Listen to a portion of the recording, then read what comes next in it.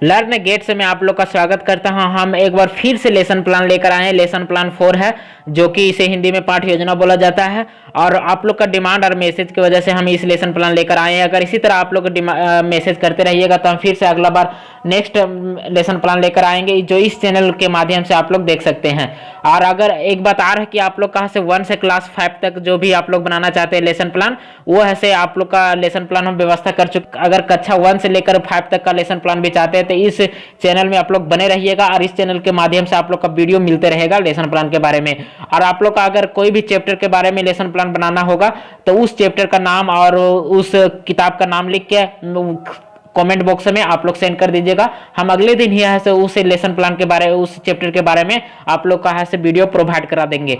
और अगर इस चैनल पर आप लोग नए वीडियो को स्टार्ट करने से पहले अगर इस चैनल पर नए होंगे तो चैनल को सब्सक्राइब कर दीजिएगा और बेल आइकन को भी प्रेस कर दीजिएगा और लाइक शेयर भी कर दीजिएगा। वीडियो बनाने में बहुत मेहनत लगता है, इसीलिए लाइक शेयर और सब्सक्राइब भी कर दीजिएगा और फ्रेंड के पास भी शेयर कर दीजिएगा, ताकि इसी तरह के तमाम वीडियो आपका फ्रेंड भी देख पाएंगे।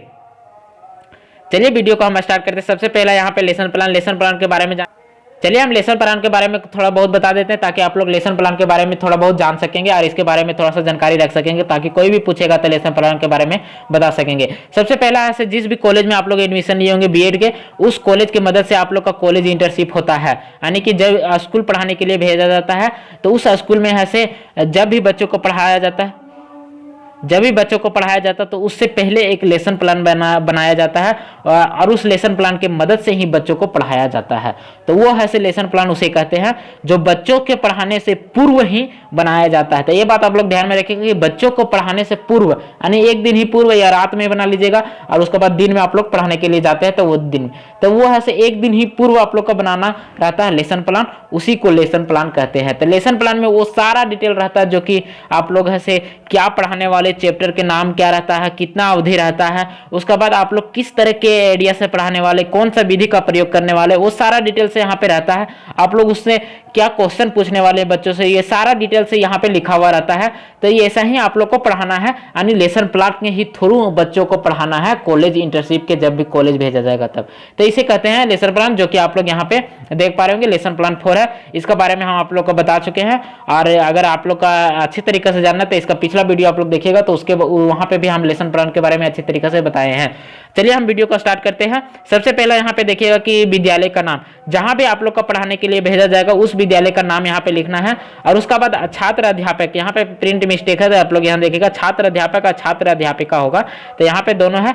तो ठीक है, यहाँ पे ऐसे जी जो भी स्टूडेंट अपना बना रहे होंगे लेसन प्लान, वो अपना यहाँ पे नाम लिखिएगा। उसका बाद ऐसे एक दिनांक लिखना है, और उसका बाद ऐसे कितना अवधि, कौन सा पीरियड लिया है, यानी कि कौन सा घंटी बोला जाता है, जैसे घंटी 2, घंटी 3 या पीरियड 1, पीरियड 2 बोला जाता है। तब यहाँ पे 3rd पीरियड में हम लिए थे, तो 3rd पीरियड यहाँ में हम 3rd पीरियड यहाँ पे लिख दिए हैं। उसका बाद 4th पीरियड यहाँ पे देखिएगा कि कक्षा में कौन कक्षा के आप लोग चैप्टर बनाए हैं लेसन प्लान, यानी कि कौन कक्षा में आप लोग पढ़ाने गए हैं। तो हम यहाँ कक्षा 6 में गए थे, 3rd पीरियड में गए थे पढ़ाने के लिए, और कक्षा 6 में गए थे। कौन सा सेक्शन में गए थे, सेक्शन ए में गए थे। तो यहाँ पे सेक्शन दिया होता, सेक्शन ए में गए थे। सेक्शन बी में भी जा सकते हैं, सेक्शन सी में, यानी कि स्कूल में सेक्शन ए बी सी होगा, तो वहाँ पे आप लोग किसी में जा सकते हैं, किसी में पढ़ा सकते हैं। उसके बाद अवधि 45 मिनट रहता है, जो कि वो 6 से लेकर 8, 9, 10 तक, 11 तक, उसमें ऐसे 45 मिनट का अवधि रहता है। तो यहाँ 45 मिनट लिखेंगे। उसके बाद नेक्स्ट यहाँ पे ध्यान दीजिएगा, 2 भी है यहाँ पे, विषय और प्रकरण में है। प्रकरण विषय में है से जिस विषय के बारे में बताना है उस विषय का नाम यहाँ पे लिखा जाएगा। जैसे कि विषय में है से सामाजिक विज्ञान, तो सामाजिक विज्ञान लिखेंगे। और इस सामाजिक विज्ञान में है से जिस चैप्टर के बारे में अध्ययन कर रहे हैं, आप बच्चों को पढ़ा रहे हैं, तो उस चैप्टर का यहाँ पे नाम लिखना है। जैसे स्थानीय स्वशासन यहाँ पे एक चैप्टर है, जो सामाजिक विज्ञान में कक्षा 6 में है से एक चैप्टर है, तो उस चैप्टर के बारे में यहाँ पे बता रहे हैं। तो यहाँ पे चैप्टर के प्रकरण में चैप्टर के नाम लिखना है, और विषय में है से सब्जेक्ट का नाम लिखना है। ठीक है, तो यहाँ पे आप लोग ध्यान में दीजिएगा दोनों के बारे में। उसके बाद नेक्स्ट आगे की ओर चलते हैं, सामान्य उद्देश्य और विशिष्ट उद्देश्य। सामान्य उद्देश्य और विशिष्ट उद्देश्य से पिछला वीडियो में भी बता चुके हैं, जो आप लोग वहां से भी जाकर देख सकते हैं, समझ सकते हैं। यहाँ पे आप लोग ऐसे सामान्य उद्देश्य और विशिष्ट उद्देश्य में थोड़ा सा बहुत बता देना चाहते हैं कि सामान्य उद्देश्य से यहाँ पे विषय के बारे में रहता है, और यहाँ पे चैप्टर के बारे में रहता है, यानी कि यह ऐसे सब्जेक्ट के बारे में, जैसे सामाजिक विज्ञान है तो सामाजिक के विज्ञान के बारे में यहाँ पे लिखा जाएगा, और यहाँ पे रहेगा सामाजिक विज्ञान में जिस चैप्टर के बारे में पढ़ा रहे थे उस चैप्टर के बारे में यहाँ पे लिखा जाएगा। तो ये आप लोग ध्यान ध्यान में दीजिएगा। उसके बाद आगे की ओर चलते हैं। आगे क्या है, शिक्षण विधि, यानी कि जिस चैप्टर को हम पढ़ा रहे हैं उस चैप्टर को पढ़ाते समय हम कौन सा विधि का उपयोग कर रहे हैं। तो एक अन्वेषण विधि होता है जो खोज करके विधि पढ़ाना रहता है, तो वो है यहाँ पे जैसे कि कोई भी पुरातात्विक या मिलता है तो उसे हम खोज करके ही पढ़ाते हैं, जैसे कि ये ऐसे मिला तो ये बच्चों ये क्या मिला जो पुरातात्विक बहुत पुराना था, अन्वेषण एक करके यहाँ पे होता है।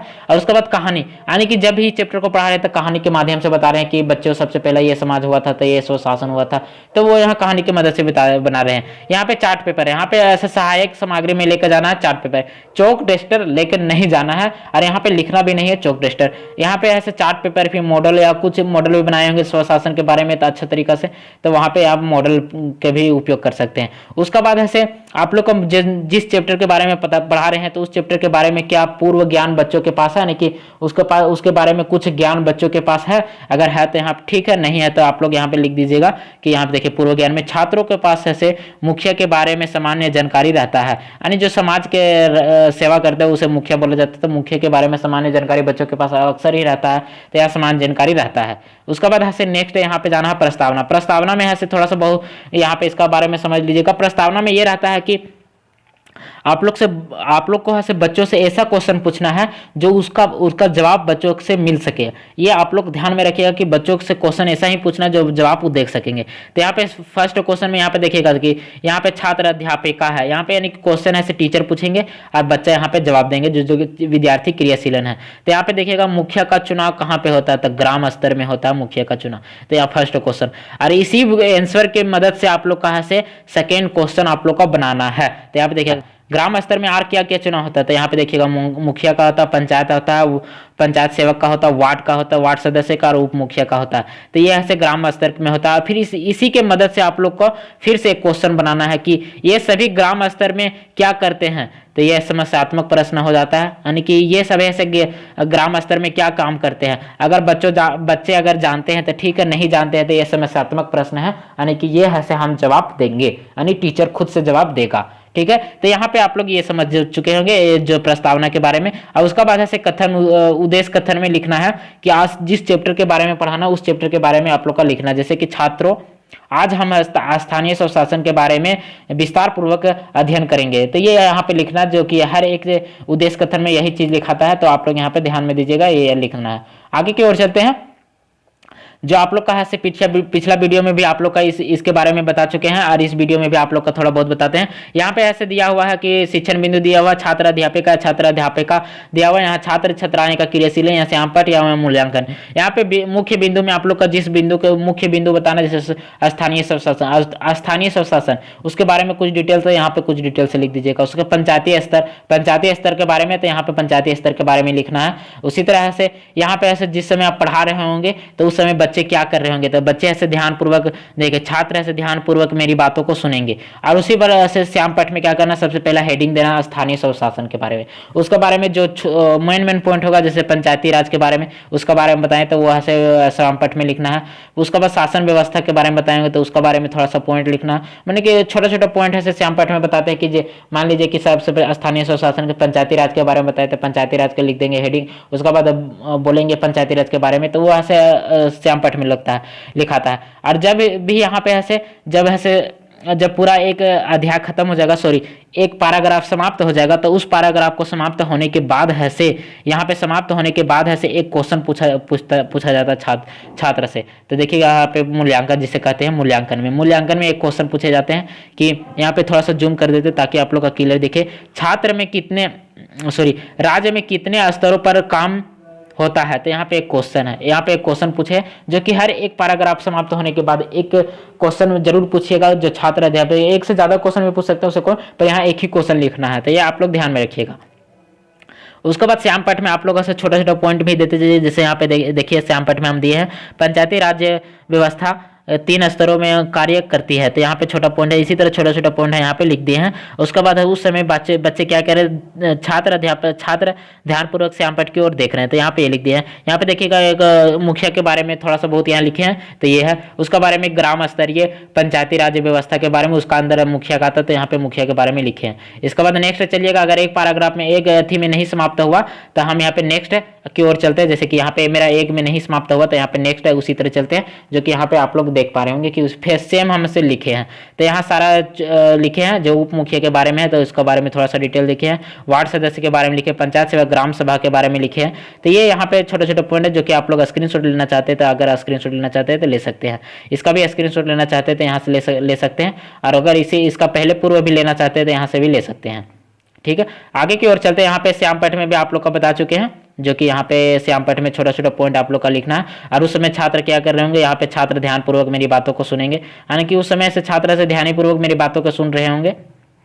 तो यहाँ पे सेम उसी तरह करना कि छात्र ध्यानपूर्वक मेरी बातों को, यहाँ पे फोटो खींचते समय यहाँ पे मिस्टेक हो गया है, पेज पलट गया था तो इसीलिए यहाँ पे नहीं दिख रहा है, तो वो आप लोग मैनेज कर लीजिएगा। फिर से एक बार मूल्यांकन में आप लोग का क्वेश्चन 11 पूछना है, जो कि यहाँ पे देखिएगा मूल्यांकन में कि ग्राम स्तर पर ऐसे विकास करने का कार्य सर्वप्रथम कौन करता है। तो यहाँ पे दूसरा क्वेश्चन पूछे हैं। उसका बाद ऐसे जब भी चैप्टर समाप्त हो जाएगा, चैप्टर समाप्त होने के बाद ऐसे आप लोग ऐसे पुनरावृत्ति, यानी कि बच्चों से क्वेश्चन पूछेगा कि इस चैप्टर के बारे में क्या समझ में आया कि नहीं आया, तो वो आप लोग ऐसे थोड़ा जानकारी बच्चों से लेंगे हैं। जैसे चैप्टर समाप्त हो जाने के बाद ऐसे बच्चों से क्वेश्चन पूछेगा, आखिर बच्चों इस चैप्टर के बारे में क्या समझे क्या नहीं समझे, तो वो ऐसे पुनरावृत्ति उसे बोला जाता है। तो यहाँ पे आगे की ओर चलते हैं, जिसे हम पुनरावृत्ति बोलते हैं, यानी बच्चों से हम क्वेश्चन पूछेंगे। सबसे पहला क्वेश्चन है कि ग्राम सभा के महत्वपूर्ण कार्य क्या है। तो एक क्वेश्चन अगर जवाब दे पाएंगे तो ठीक है, नहीं दे पाएंगे तो आप लोग को खुद बताना है। उसके बाद नेक्स्ट क्वेश्चन भी पूछना है, थर्ड क्वेश्चन, यानी कि 3 क्वेश्चन मैक्सिमम पूछना है। उसके बाद अगर आप लोग को 4 क्वेश्चन भी डाल सकते हैं, अगर इससे ज्यादा भी क्वेश्चन आप लोग पूछ सकते हैं, नहीं तो यहाँ पे 3 क्वेश्चन यहाँ पे डालना है। 3 क्वेश्चन आप लोग मैक्सिमम डाल दीजिए, इससे ज्यादा भी डाल सकते हैं।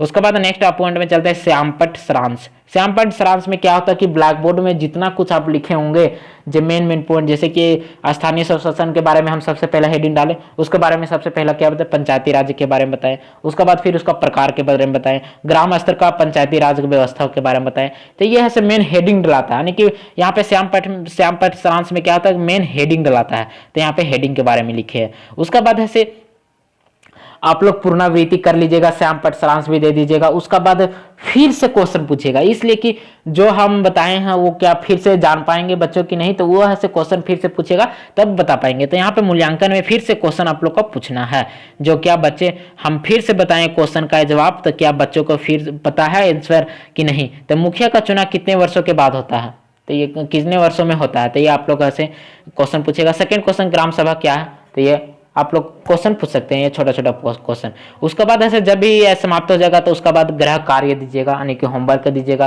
कि जब है चैप्टर समाप्त हो जाता है लास्ट में क्वेश्चन आंसर बनाना रहता है, तो वो ऐसे गृह कार्य, यानी गृह कार्य आप लोग दीजिएगा। तो गृह कार्य में ऐसे मैक्सिमम 3 क्वेश्चन दे सकते हैं, कम से कम 4-5 दे दीजिएगा, उससे ज्यादा भी नहीं दीजिएगा। तो यहाँ पे क्वेश्चन देना, first question, second question, third question, जो आप लोग यहाँ पे देख पा रहे होंगे। यहाँ पे मुखिया का कार्य है 3rd नंबर क्वेश्चन में। उसका बाद ऐसे जब लास्ट समाप्त हो जाएगा चैप्टर, उसका बाद ऐसे यहाँ पे देखिएगा छात्र अध्यापक का हस्ताक्षर और पर्यवेक्षक का हस्ताक्षर। यहाँ पे आप लोग ये है आप लोग का काम है कि छात्र अध्यापक, यानी अपने यहाँ खुद या छात्र, अगर लड़की होंगे तो छात्र अध्यापिका लिखेंगे यहाँ पे, और उसका उनका यहाँ पे अपना हस्ताक्षर लिखेगा। और पर्यवेक्षक का हस्ताक्षर, यानी कि जिस भी आप स्कूल में पढ़ाने गए हैं और कौन सा क्लास में गए, क्लास 6 में गएंगे, क्लास 6 में ऐसे सामाजिक विज्ञान के कौन टीचर है, उस टीचर का यहाँ पे सिग्नेचर, वो टीचर यहाँ पे सिग्नेचर करेंगे। ये आप लोग को खुद से जाके कराना होगा, वो टीचर आके खुद नहीं करेंगे, आप लोग को खुद जाके उस टीचर के पास सिग्नेचर कराना होगा। तो यहाँ पे आप लोग ऐसे सिग्नेचर करा दीजिएगा, यहाँ अपना सिग्नेचर कर दीजिएगा। लेसन प्लान ये समाप्त हो चुका है, जो कि आप लोग पूरा अच्छे तरीके से हम बता चुके हैं इस वीडियो के माध्यम से। अगर इसी तरह के तमाम वीडियो आप लोग चाहते हैं तो इस चैनल को सब्सक्राइब कर दीजिएगा और बेल आइकन को भी प्रेस कर दीजिएगा, और लाइक शेयर भी कर दीजिएगा। चैनल वीडियो बनाने में बहुत मेहनत लगता है। और इसके बाद है से आप लोग हमारे टेलीग्राम चैनल में भी ज्वाइन कर दीजिएगा, वहाँ से भी आप लोग का लेसन प्लान है से कभी PDF भी आप लोग का अपलोड करा हुआ मिल जाएगा। तो इसीलिए टेलीग्राम चैनल ज्वाइन कर दीजिएगा, जो कि वीडियो के डिस्क्रिप्शन में लिंक दिया हुआ है से। Thank you for watching.